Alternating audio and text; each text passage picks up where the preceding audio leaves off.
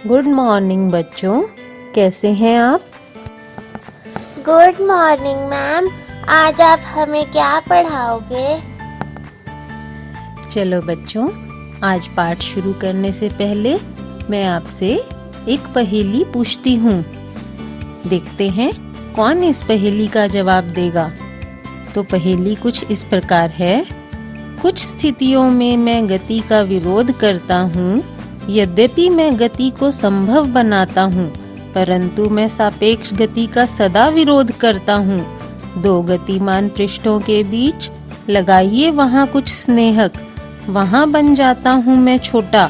बनाइए गतिमान पृष्ठों को रुक्ष, बना देता हूँ मैं गति को कठिन।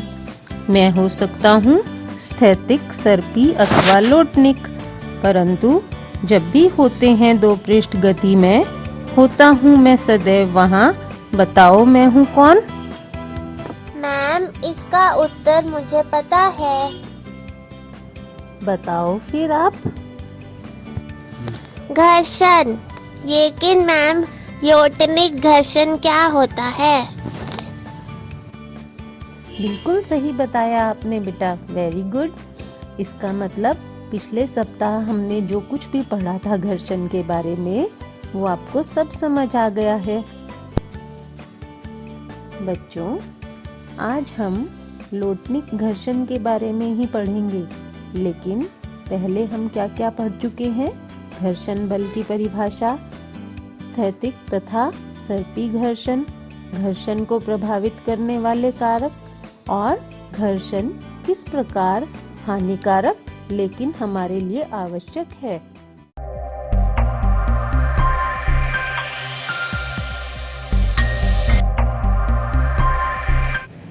तो बच्चों, आज हम पढ़ेंगे घर्षण को बढ़ाया या घटाया कैसे जाता है, या फिर उसे घटाना या बढ़ाना आवश्यक किन स्थितियों में होता है।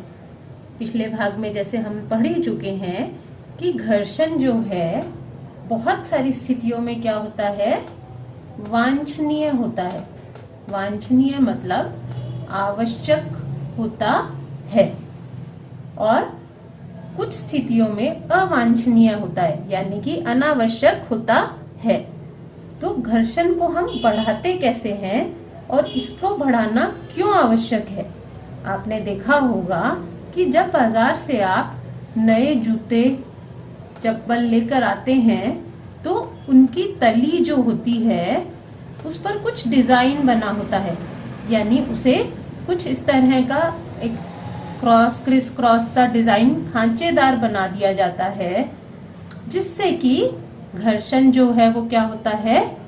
बढ़ जाता है। और जब आप किसी सतह पर चलते हैं तो आप फिसलते नहीं हैं। इसी प्रकार आपने खिलाड़ियों के जूते भी देखे होंगे। जो खिलाड़ी जूते पहनते हैं उनमें कुछ कीलें लगी होती हैं जो बाहर की तरफ निकली होती हैं। इन जूतों को हम स्पाइक्स भी कहते हैं, और ये इसीलिए लगाई जाती हैं ताकि मैदान में जब वो खेलते हैं तो घर्षण को बढ़ाया जा सके और वो फिसल कर ना गिरे। इसी प्रकार आपने ये भी देखा होगा कि गाड़ी, बस, ट्रैक्टर, इनके टायर जो होते हैं वो भी खांचेदार बनाए जाते हैं, जिससे कि सड़क की सतह पर चलते हुए वे फिसले ना। और जब ये तली जो है आपकी घिस जाती है और ये एक तरह से चिकनी हो जाती है, तो आपने महसूस किया होगा कि कई बार आप फिसल जाते हैं। तो फिसलने का जो मुख्य कारण है वो यही है कि घर्षण जो है वो कम हो जाता है। इसके अलावा आपने देखा होगा कि आपकी साइकिल में ब्रेक पैड लगे होते हैं, जो कि घर्षण को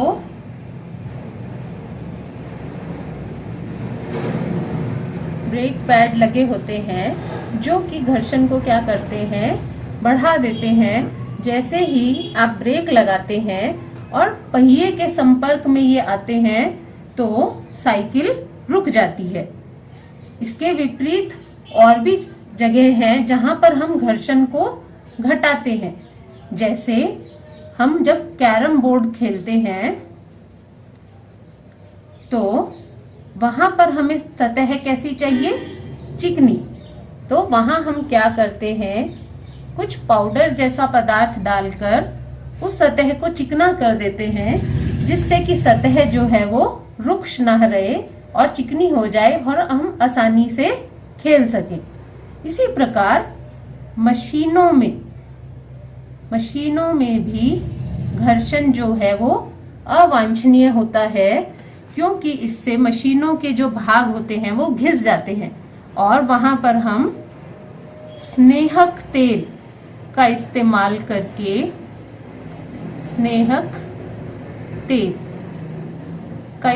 करके घर्षण को कम करते हैं। तो इस प्रकार कुछ स्थितियों में हम घर्षण को बढ़ाते हैं और कुछ स्थितियों में घर्षण को घटाया जाता है, जिससे कि हमारी जो काम करने में हमें सुविधा हो। अगला हमारा टॉपिक जो है वो है पहिए जो है घर्षण को कम कर देते हैं। पहिए आपने देखा होगा, अगर किसी भी वाहन में किसी भी चीज में लगा दिए जाएं तो उसे हमें दूसरी सतह पर लुढ़काना या एक स्थान से दूसरे स्थान पर किसी चीज को ले जाना आसान हो जाता है।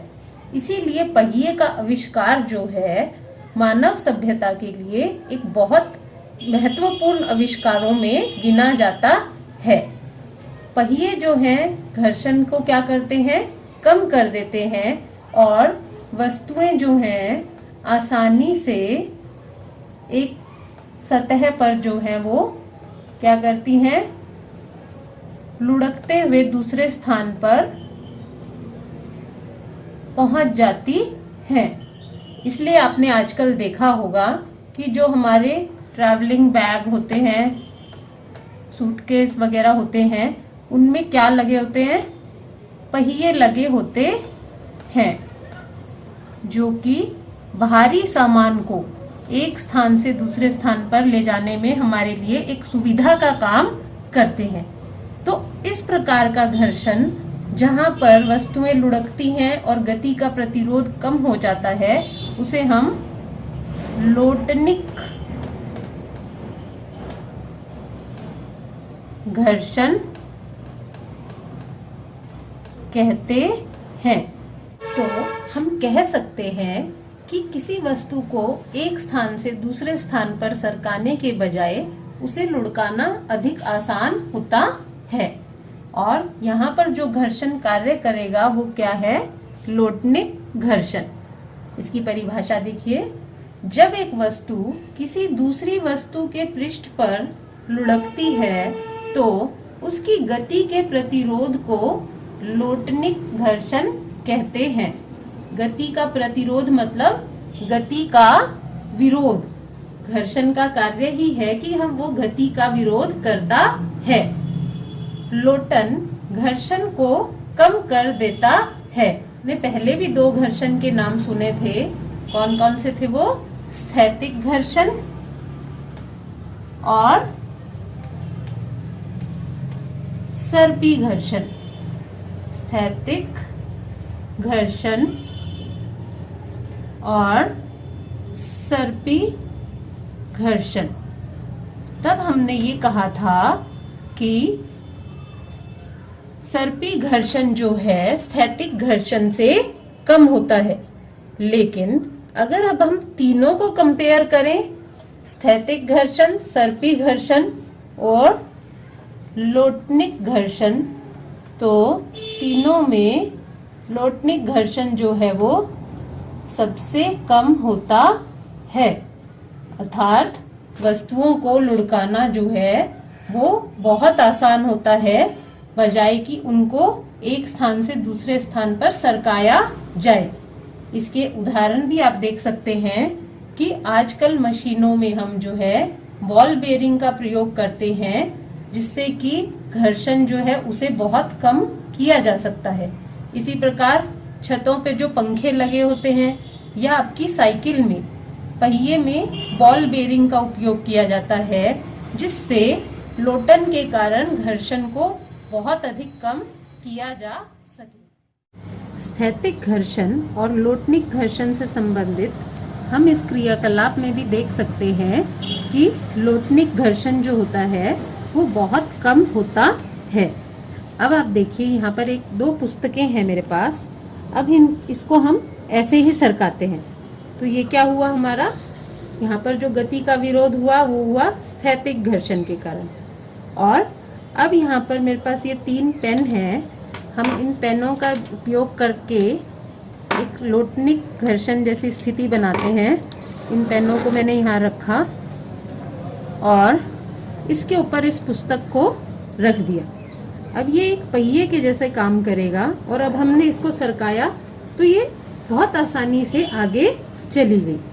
तो इसी प्रकार आपने देखा होगा कि बैग में, अटैची में इस तरह के रोलर लगे होते हैं, जिसके कारण वो बहुत आसानी से हम भारी सामान को भी आगे सरका सकते हैं।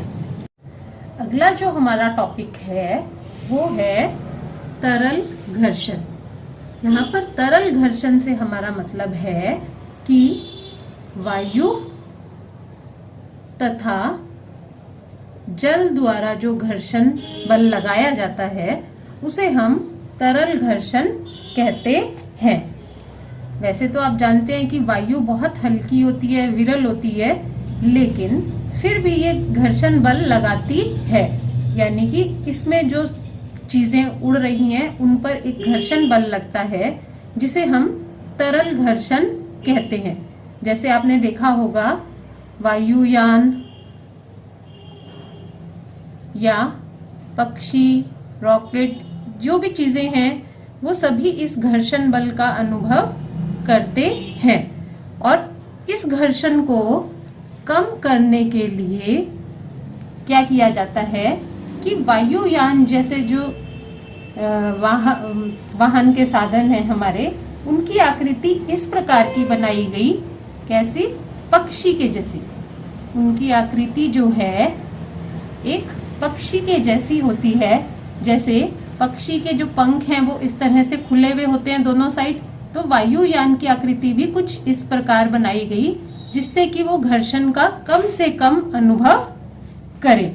और इसी तरह जल में भी जो जलयान होते हैं हमारे, उनकी आकृति जो है वो जल में रहने वाले जीवों के समान बनाई गई।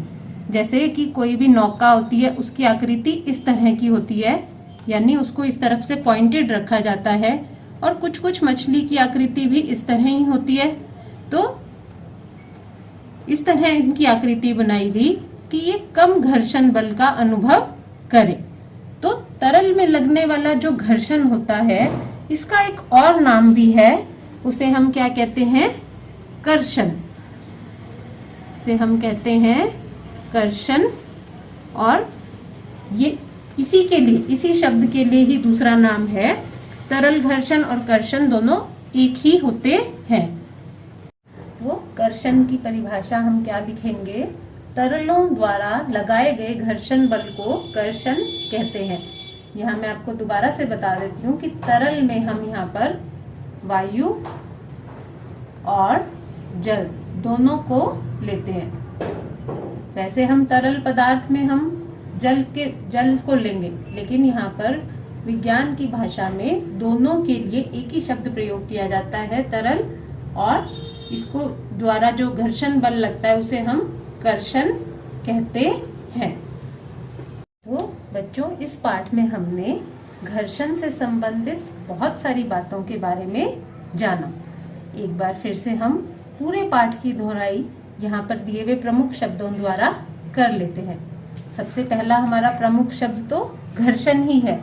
घर्षण को हम इंग्लिश में फ्रिक्शन कहते हैं। ये एक प्रकार का क्या है, संपर्क बल है। जब दो सतहों के बीच में जो बल लगेगा उसे हम घर्षण बल कहते हैं। दूसरा हमारा प्रमुख शब्द हो गया बॉल बेयरिंग। अभी मैंने आपको पढ़ाया जैसे कि लोटनिक घर्षण जो होता है वो सबसे कम होता है, और उसके उदाहरण में हमने लिया था कि मशीनों में आजकल बॉल बेयरिंग का उपयोग होता है, जो छोटी छोटी गोलियां सी जैसी हमें दिखाई देती हैं। अगला शब्द हमारा है कर्षण। कर्षण को हम तरल घर्षण यानी वायु और जल के द्वारा जो घर्षण बल लगाया जाता है उसे ही हम कर्षण भी कहते हैं और तरल घर्षण भी कहते हैं। अगला शब्द जो हमने लिया है वो है अंतःबंधन। हमने शुरू में पढ़ा भी था कि घर्षण बल जो है वो किस प्रकार काम करता है। हमने देखा था कि कोई भी अगर ये सतह है तो उसमें कुछ छोटे छोटे से उभार होते हैं और जो दूसरी सतह उस पे आती है तो उनके बीच में जो एक बंधन, उनके बीच में जो एक बॉन्ड बनता है उसे ही हम अंतःबंधन कहते हैं। इसे हम इंटरलॉकिंग कहते हैं इंग्लिश में। अगला है शब्द जो हमारा वो क्या है, स्नेहक। स्नेहक जो हैं वो पदार्थ होते हैं जो मशीनों में डाले जाते हैं जिससे कि घर्षण को कम किया जा सके। इन्हें हम इंग्लिश में ल्यूब्रिकेंट कहते हैं। अगला शब्द जो हमारा है वो है लोटनिक घर्षण। लोटनिक घर्षण के बारे में हमने अभी पढ़ा है कि ये कैसा होता है, जब कोई वस्तु दूसरी सतह पर लोटन करे यानी लुढ़कती हुई जाए तो वहां पर जो बल लगता है, जो गति का विरोध करता है, वो है लोटनिक घर्षण। इंग्लिश में इसे रोलिंग फ्रिक्शन कहते हैं। और सबसे आसान उदाहरण भी इसका क्या है, पहिया या रोलर लगे हुई चीजें, जैसे रोलर लगे हुए बैग, वो सब क्या कर रहे हैं, सतह पर लोटन करते हैं। अगला शब्द है हमारा सर्पी घर्षण। सर्पी नाम से ही स्पष्ट हो रहा है कि सर्प की तरह, जिसे हम इंग्लिश में स्लाइडिंग फ्रिक्शन भी कहते हैं। कब लगता है ये, जब कोई वस्तु पहले से ही गतिमान हो तो उस पर जब बल लगाया जाता है तो उसकी गति का जो विरोध करता है वो होता है हमारा सर्पी घर्षण। अगला शब्द है हमारा स्थैतिक। स्थैतिक का मतलब होता है विराम अवस्था। विराम अवस्था में जब वस्तु को एक गतिशील किया जाता है तो उस पर लगने वाला जो हमारा घर्षण बल है उसका नाम स्थैतिक घर्षण होता है। इंग्लिश में हम इसे स्टैटिक फ्रिक्शन कहते हैं। आप इन सभी शब्दों को अपनी कॉपी में लिखें और इनके बारे में जैसे मैंने आपको एक एक या दो दो लाइनें बताई हैं वो भी लिखें, जिससे कि आपको इस पाठ से संबंधित सभी शब्दों का अच्छी तरह से ज्ञान हो जाए। अब बच्चों, हमने पूरा पाठ पढ़ लिया है और इसके प्रमुख शब्द भी कर लिए हैं, तो हम कुछ अभ्यास कार्य करते हैं जिससे कि आपको इस पाठ में हमने जितने भी टॉपिक करे हैं वो और अच्छी तरह से समझ आ जाएंगे। यहाँ पर मैंने कुछ रिक्त स्थान लिखे हैं, आप उन्हें भरने का प्रयास करें, साथ साथ मैं भी आपको उनको समझा देती हूँ। पहला है घर्षण, एक दूसरे के संपर्क में रखी दो वस्तुओं के पृष्ठों के बीच खालिस्तान का विरोध करता है। किसका विरोध करता है ये? सापेक्ष गति का, क्योंकि घर्षण जो है संपर्क बल है, तो जब कोई एक वस्तु दूसरे पृष्ठ पर गति करती है तो घर्षण बल जो है उसकी गति का विरोध करता है। अगला खालिस्तान जो हमारा है वो क्या है?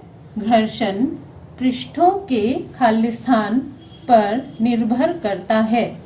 किस पर निर्भर करता है? पृष्ठ का मतलब है सतह, तो उसकी चिकनेपन या रुक्षता दोनों पर निर्भर करता है कि जो पृष्ठ है वो कितना चिकना है। अगर वो चिकना नहीं होगा तो वो क्या होगा? रुक्ष यानी कि खुरदरा। अगला है घर्षण से खालिस्तान उत्पन्न होती है। तो घर्षण से क्या उत्पन्न होगा? ऊष्मा। इसका एक बहुत अच्छा उदाहरण है, जैसे अब सर्दियां हैं तो हम अपने हाथों को रगड़ते हैं दोनों को, तो घर्षण उत्पन्न के कारण ऊष्मा उत्पन्न होती है जिससे कि हमारे हाथ जो है वो गर्म हो जाते हैं। अगला खालिस्तान है हमारा कैरम बोर्ड पर पाउडर छिड़कने से घर्षण खालिस्तान हो जाता है। तो क्या हो जाता है, घर्षण कम हो जाता है, जिससे कि हम उसे और अच्छी तरह से खेल सकते हैं। कैरम बोर्ड की जो गीटियां हैं इधर उधर बहुत आसानी से जाती हैं जब घर्षण कम हो। अगला खाली स्थान है हमारा सर्पी घर्षण स्थैतिक घर्षण से खाली स्थान होता है। तो हम पहले पढ़ चुके हैं कि सर्पी घर्षण गतिमान वस्तुओं की गति का विरोध करता है, जबकि स्थैतिक में जब हम वस्तु को रुकी हुई अवस्था से गतिशील करते हैं तो जो घर्षण बल लगता है उसे स्थैतिक घर्षण कहते हैं। तो सर्पी घर्षण जो है स्थैतिक घर्षण से क्या होता है, हमेशा कम होता है। और यहाँ पर आपको एक छोटी सी बात और बता देती हूँ कि लोटनिक घर्षण जो है वो सर्पी घर्षण से भी कम होता है। अगला खाली स्थान है हमारा तरलों द्वारा लगाए गए घर्षण बल को खाली स्थान भी कहते हैं। ये बहुत इम्पोर्टेंट क्वेश्चन है, पेपर में बहुत बार पूछा जाता है ये कि इस बल का दूसरा नाम क्या है, कर्षण। तरलों द्वारा जो लगाया गया, तरलों का मतलब यहाँ पर क्या है हमारे लिए, वायु और जल दोनों। विज्ञान की भाषा में हम दोनों को कंसीडर करते हैं, इसलिए तरलों द्वारा जो घर्षण बल लगाया जाता है उसे क्या कहते हैं, कर्षण। अगला खाली स्थान हमारा है तरल में गति करने वाली वस्तुओं को उचित खाली स्थान प्रदान कर घर्षण खाली स्थान किया जा सकता है। तो वायु और जल में जो वस्तुएं गति करती हैं उनकी आकृति किसके आधार पर बनाई जाती है, पक्षियों की। तो आकृति उनको उचित आकृति, अब आपने देखे होंगे कि वायुयान और जलयान जो होते हैं वो निश्चित आकृति के होते हैं। आपने कभी भी ऐसा नहीं देखा कि ऐसे स्क्वायर शेप में बना दिया या कुछ और शेप में बना दिया, हमेशा उनकी एक निश्चित आकृति होती है। उस आकृति के कारण घर्षण क्या हो जाता है, कम हो जाता है। ये अच्छी तरह समझ आ गई है, इसे हम घर पर भी आसानी से करके देखेंगे। ठीक है बच्चों, आप घर पे रह के अच्छी तरह पढ़ाई करें। Stay safe, stay healthy.